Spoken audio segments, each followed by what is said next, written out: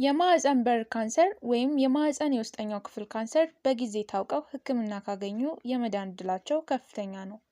ሆኖም የሚከተሉትን ምልክቶች ከታዩ በአፋጣኝ ወደ ሕክምና ተቋም መሄድ መመርመር አስፈላጊ ነው። ሰላም እንዴት ናችሁ የቻናል ቤተሰቦች? በቅድሚያ ለቻናሉ አዲስ ከሆናችሁ ሰብስክራይብ በማድረግ ቪዲዮውን ጀምሩት።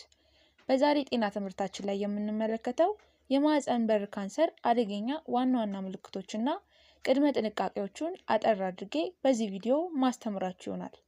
ለቻናሉ አዲስ የሆናችሁ ሰብስክራይብ እንዲሁም ላይክ ያደርጋችሁ ቪዲዮውን ተከታተሉ። የመጀመሪያና አንደኛ ያልተለመደ የደም መፍሰስ። ይህ በጣም የተለመደው ምልክት ሲሆን የሚከተሉትን ያጠቃልላል። ከወር አበባ ውጪ በዘፈቀድ የሚመጣ የደም መፍሰስ፣ ከግንኙነት በኋላ የሚከሰት የደም መፍሰስ፣ የወር አበባ ከቆመ በኋላ የሚመጣ ማንኛውም አይነት የደም መፍሰስ። ይህ በጣም ትኩረት ሊሰጠው የሚገባ ነገር ነው። የወር አበባ መጠን በጣም መብዛት ወይም ከወትሮ ረዘም ላለ ቀናት መቆየት።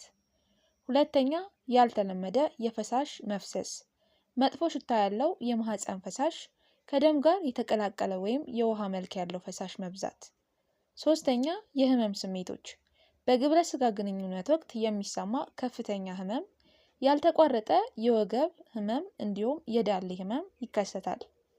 አራተኛ የላቀ ምልክቶች፣ በሽታው እየገፋ ሲሄድ ያለ ምክንያት ክብደት መቀነስ፣ ቶሎ ቶሎ መዛልና ከፍተኛ የድካም ስሜት፣ የሽንት ወይም የሰገራ መውጫ ስርዓት መዛባት፣ የእግር እብጠት፣ በአብዛኛው በአንድ እግር ላይ የሚጀምር የተለያዩ ምልክቶች ይታያል። እነዚህ መሰል ምልክቶች እጅግ በጣም አደገኛና አሳሳቢ ደረጃ በሚደርስበት ጊዜ የሚታዩ ዋና ዋና ምልክቶች ናቸው። እነዚህ ምልክቶች በሌላ ቀላል የጤና ችግር ለምሳሌ በኢንፌክሽን ወይም በፋይብሮይድ ሊከሰቱ ስለሚችሉ ምልክቶቹን እንዳዩ መደናገጥ አያስፈልግም።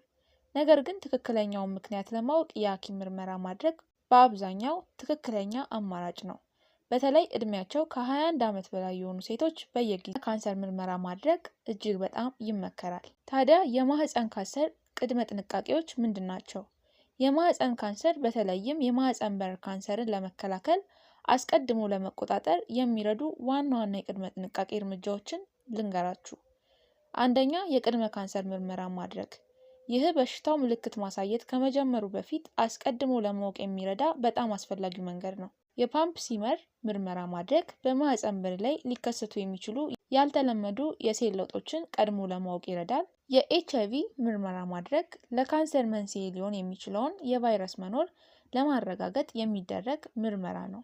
አዘውትሮ መመርመር፣ እንደ እድሜው ሁኔታ በየ3 ወይም በየ5 ዓመቱ መመርመር የካንሰር ሴሎች ሳይሰራጩ በጊዜ ለማከም ያስችላል። ሁለተኛ የኤችአይቪ ክትባት ማድረግ። የማህፀን በር ካንሰር በአብዛኛው በኤችአይቪ አማካኝነት የሚመጣ በመሆኑ ክትባቱን መውሰድ ከበሽታው በከፍተኛ ሁኔታ ይከላከላል። ክትባቱ በተለይ ለታዳጊዎች፣ ለወጣቶች በጣም ውጤታማ ነው። ሶስተኛ የአኗኗር ዘይቤን ጥንቃቄዎች ማድረግ።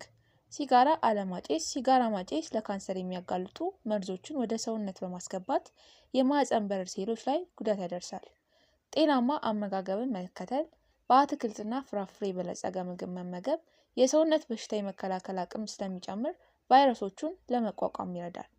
ክብደትን መቆጣጠር፣ በተለይም ለማህፀን የውስጠኛው ክፍል ኢንዶሜትሪያል ካንሰር ከመጠን ያለፈ ውፍረት አንዱ ተጋላጭነት ስለሆነ ስፖርት መስራትና ጤናማ ክብደት እንዲኖሩት ማድረግ አስፈላጊ ነው። አራተኛ የግብረ ስጋ ግንኙነት ላይ ጥንቃቄ ማድረግ። ኮንዶም መጠቀም። ምንም እንኳን ኮንዶም 100% ባይከላከልም በቫይረሱ የመያዝ ዕድልን በእጅጉ ይቀንሳል። የአጋር ብዛትን መቀነስ። የግብረ ስጋ ግንኙነት አጋርን በመቀነስ ለኤችአይቪ ቫይረስ የመጋለጥ ዕድልን ዝቅ ያደርገዋል። አምስተኛ ሌሎች የጤና ክትትሎችን ማድረግ። የስኳር በሽታ ወይም የደም ግፊት ካለብዎ በአግባቡ መከታተል። እነዚህ ችግሮች ለተወሰኑ የማህፀን ካንሰር አይነቶች ተጋላጭነትን ሊጨምሩ ይችላሉ። ማንኛውንም የሆርሞን መድኃኒቶችን ከመውሰዱ በፊት ደግሞ ሐኪምን ማማከር። በመጨረሻም በአጠቃላይ አስቀድሞ መከላከል የሚያስችለን ምርመራ ስናደርግ ብቻ ነው። በሽታው ቀድሞ ከተገኘ ሙሉ በሙሉ የመዳን ዕድል ሰፊ ነው። በአቅራቢያው በሚገኝ የጤና ተቋም በመሄድ የማህፀን ካንሰር ምርመራ በየጊዜው ማድረግ እጅግ በጣም አስፈላጊ ነው። ስለዚህ ሴቶችዬ የማህፀን በር ካንሰር እንዲሁም የካንሰር በሽታ በአጠቃላይ እንዳያጠቃችሁ የማህፀን ምርመራ በየጊዜው ብታደርጉ ይመከራል ማለት ነው። ይህ ቪዲዮ እጅግ በጣም ለብዙ እህቶቻችን ጠቃሚና አስተማሪ ስለሆነ ሼር እያደረጋችሁ አጋሯቸው። እንዲሁም በዚህ ቪዲዮ ላይ ደግሞ ጥያቄ ሀሳብ ካላችሁ በኮሜንት ላይ አስፍሩልኝ፣ አብራርቼ የምመልስ ይሆናል። በቀጣይ የጤና ትምህርታችን እስከምንገናኝ ቸር ቆዩልኝ። እወዳችኋለሁ።